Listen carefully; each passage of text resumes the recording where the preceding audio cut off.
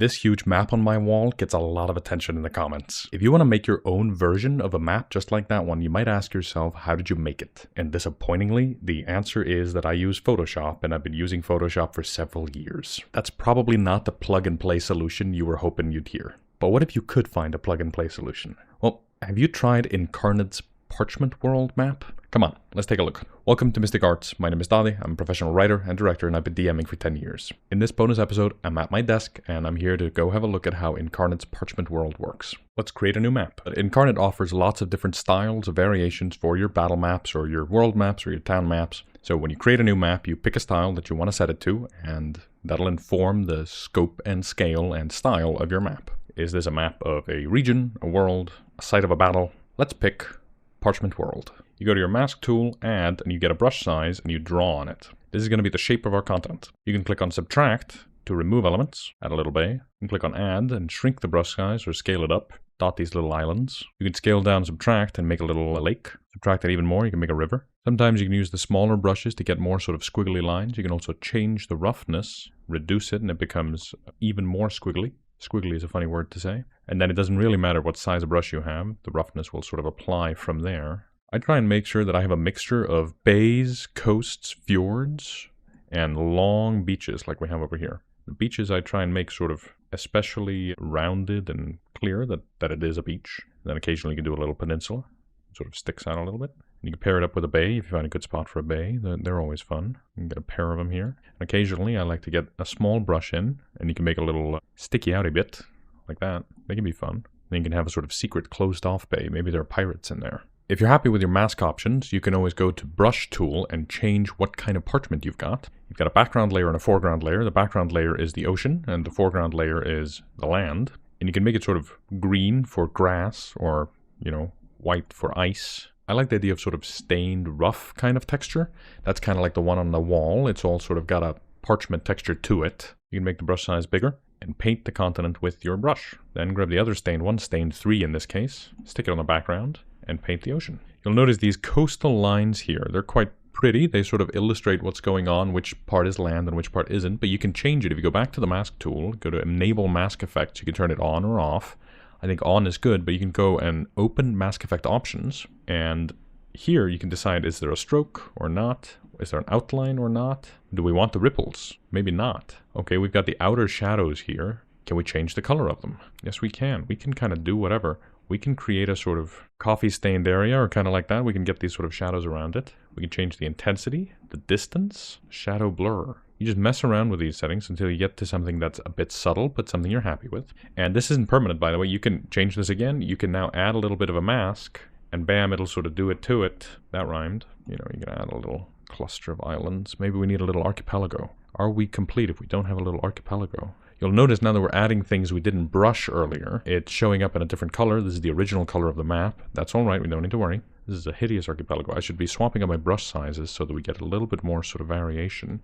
And you can do the same with when you're subtracting. You can get a little funky. I often find a lot of value in adding big blobs and then subtracting out of them with a smaller brush, and then you get a little bit of sort of chaos in here, and that usually helps the feeling of, this is naturally occurring, this is a sort of squiggly coastline. Squiggle, squiggle, squiggle. You'll notice here we have the same thing happening. We're adding land, and the brushes haven't caught up because we haven't painted it on the right layer yet, so I probably moved too early into the paint stage. I think I just want to subtract a bunch here. Yeah, I think I want to fill in this bay again. I want to add a bay up here instead. No. See, what I do a lot of is just sort of try and draw stuff and see if I am happy with it. And if I'm not, I just undo and I do it again. A lot of this process is just agile. You sort of try and you swap and you try again, and you continue to mess around with things. I'm going to redraw this lake. Let's get a little weird shape going on. Add another little archipelago in here. One thing you can do with archipelagos is draw these big blobs and then use the subtract brush to cut them in half and see if you can get a shape you like out of that. Let's get out our brushes again and make sure to brush in the foreground and get all the land masses here looking the way we want them to, and the background looking the way we want it to. And remember, just because you've moved on from a certain process, you can always go back and add a little bit. Here we go. It's a weird little shape. I don't know what that means. I don't know why it's a weird little shape, but, whatever. Let's just have fun with it. I'm going to redraw this river so that it's much smaller, actually. If you don't want it to do that sort of squiggliness, you can change it from edge to circle, and then it just does perfect circles. You can also do it by tile if you want to do isometric. There's a whole bunch of options in here. This software is fairly powerful, actually. Once we're happy with that, we can move over to our stamp tool, and this is much like when we're making cities. We just sort of stamp these stencils on here. You can click on the open catalog, and here you can see everything that's in here. And they've got these icons for towns. Dwarven city, human temple, orc capital, human town, human tower, human capital. All right, where do we think our capital is? We just sort of look around the map.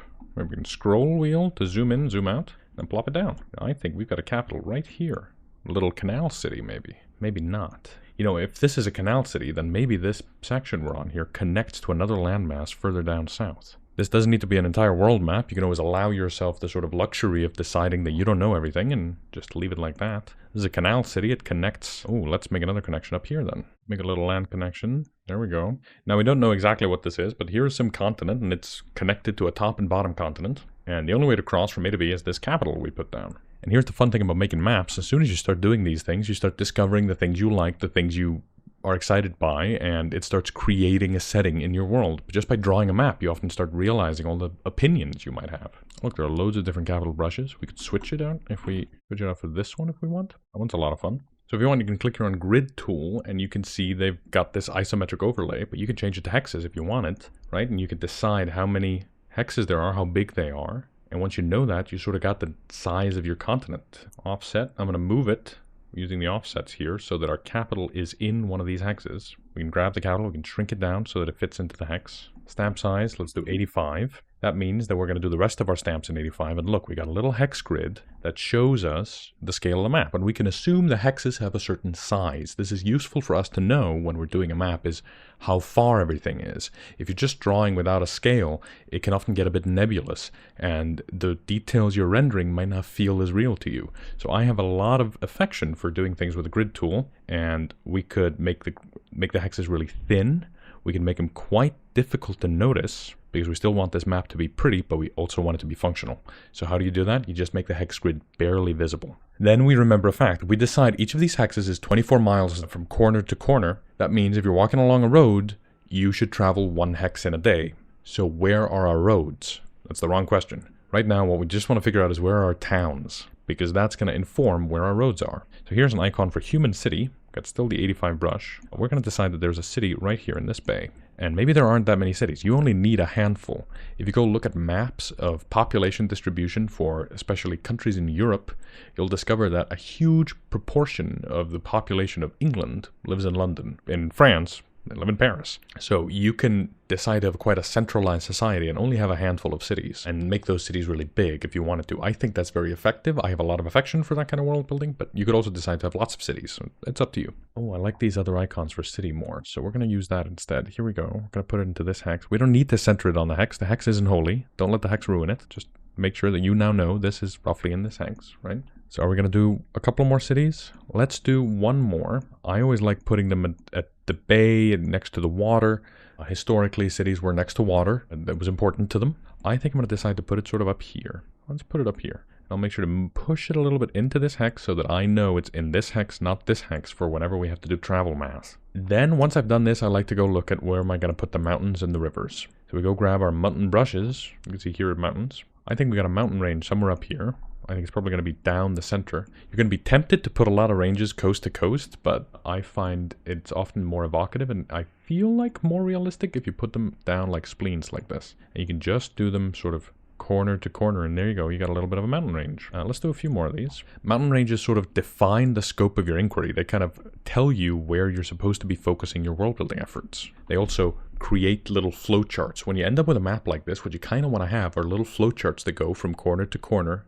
In order to go from this city, you need to go through these towns. I'll show you that in just a little bit. So here we go. Got a little mountain range going. These are great. You could sort of curve them, bend them. You can make them do all kinds of little loop-to-loops. Maybe some geologist is watching you make this map, and they'll tell you that's not how plate tectonics work. And what you do then is you say, my world doesn't have plate tectonics, and then you draw the mountains in a way you find appealing. Or if you're really into plate tectonics, ignore me and do what you want. Then what you do is you can grab rivers and you have them come from the mountains into the ocean. Just remember that rivers join, they don't split. So from this mountain, we get a little river like this, and we can have another little river that joins it and becomes like a tributary. And when they join up, you can have it get wider because there is more water as the rivers join up. Sometimes there's a little hitch here, you know, you got a little, the mapping tool is doing a little too much work. You just have to undo it. You do a few more of these. Let's do some more mountain ranges. Not a lot more, just a little. Get some mountains here. I think I want to get a mountain range up here, like that. I don't like the way that one looks. If you're ever disappointed, just Control Z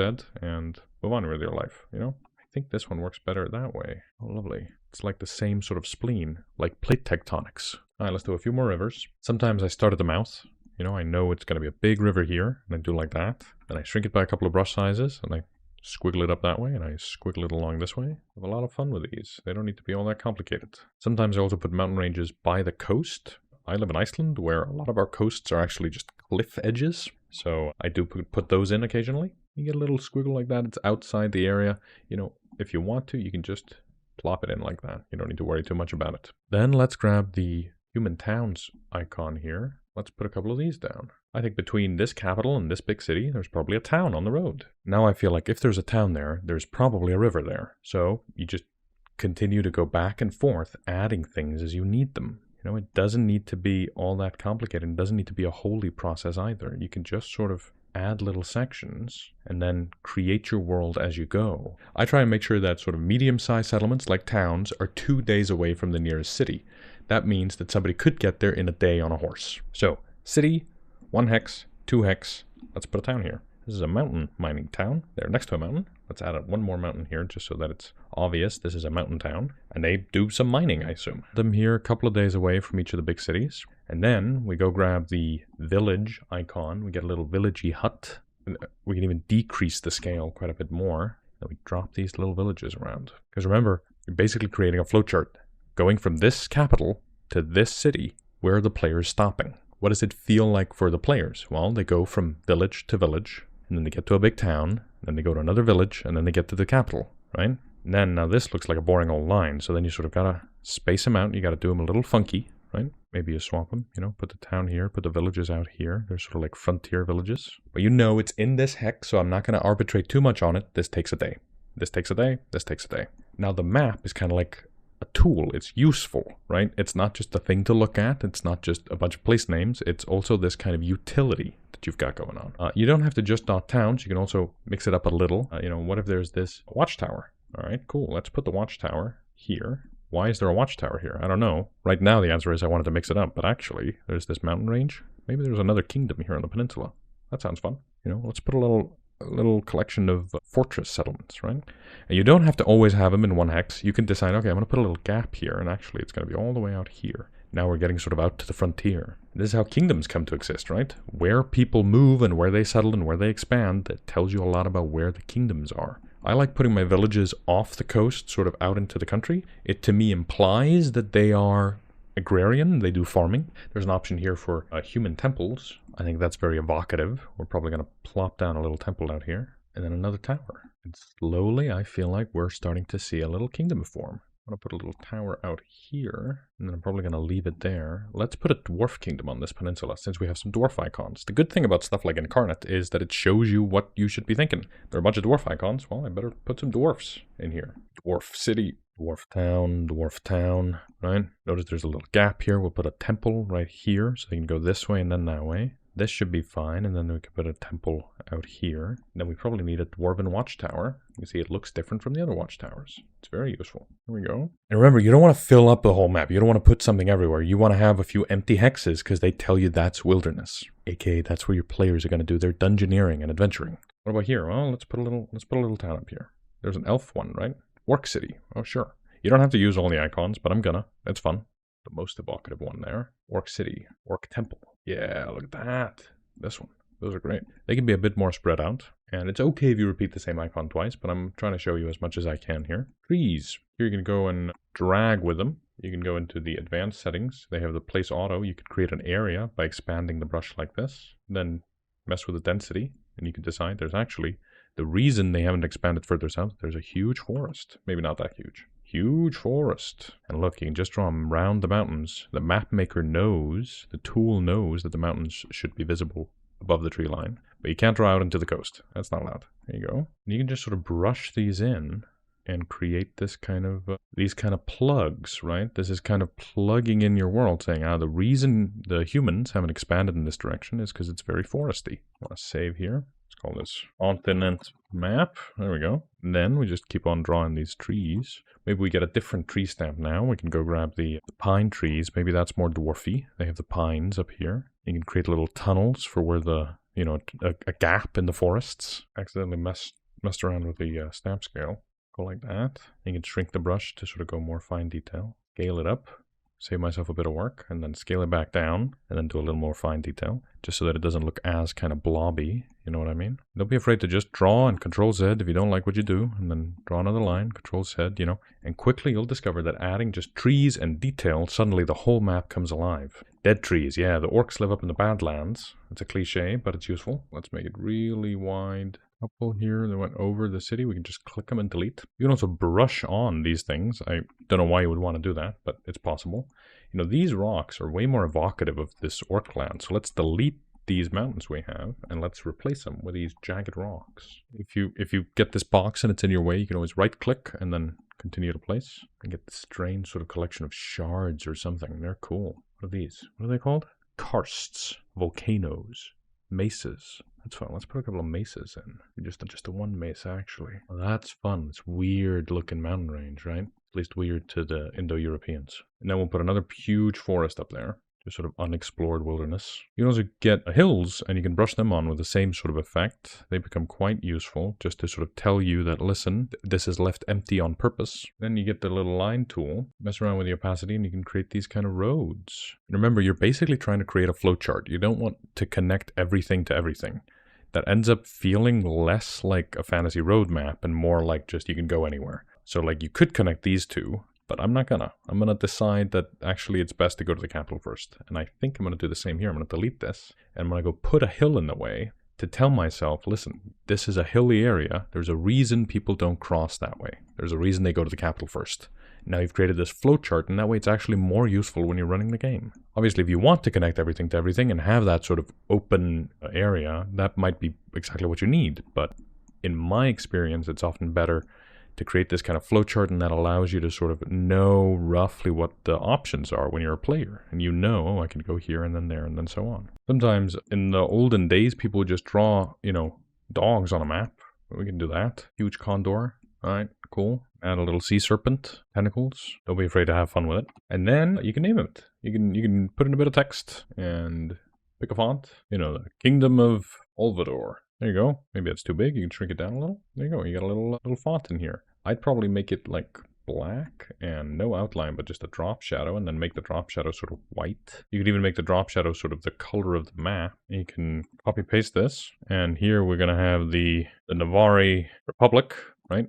This way we know that this nation is different from that other nation somehow, right? You can often take these hills and just sort of delete them to make a little space for your font. Now, I would typically do all my text in Photoshop, but I'm going to do a little bit more here just to show that you can do it all right in Inkarnate without having to leave or take the map out of there. You can also go text and make this text even smaller, reduce the spacing, and name your cities. Baseford, there you go, bonk.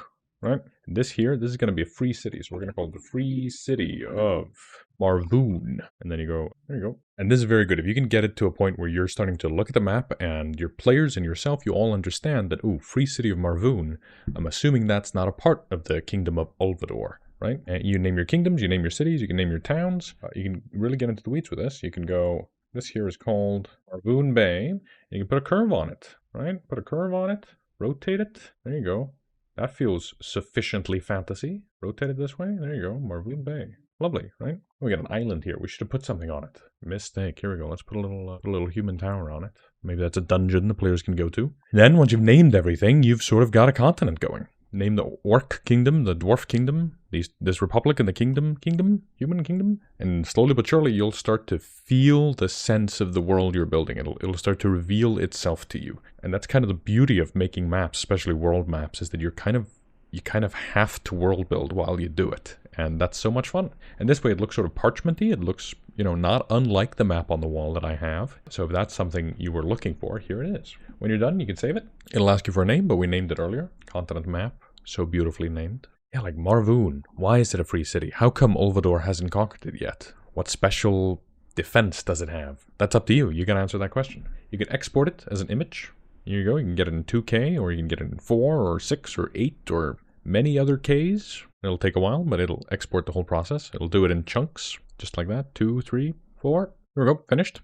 We'll download it. And that's where we'll pick it up next time. This channel is run by me and my girlfriend, and if you want to support the channel, consider becoming a channel member or joining the Patreon. If you want a copy of this map, it's going to be available to Apprentice tier members and above, and if you become an Adept tier member, this month you'll get access to a homebrew class, the Warlord, which is this sort of ultimate full martial support class. You make tactical decisions to make your friends become better in combat, and yourself. If you want to support the channel in other ways, feel free to like the video, comment, subscribe, and hit the bell to be notified when we release new videos. Until next time, keep studying the mystic arts.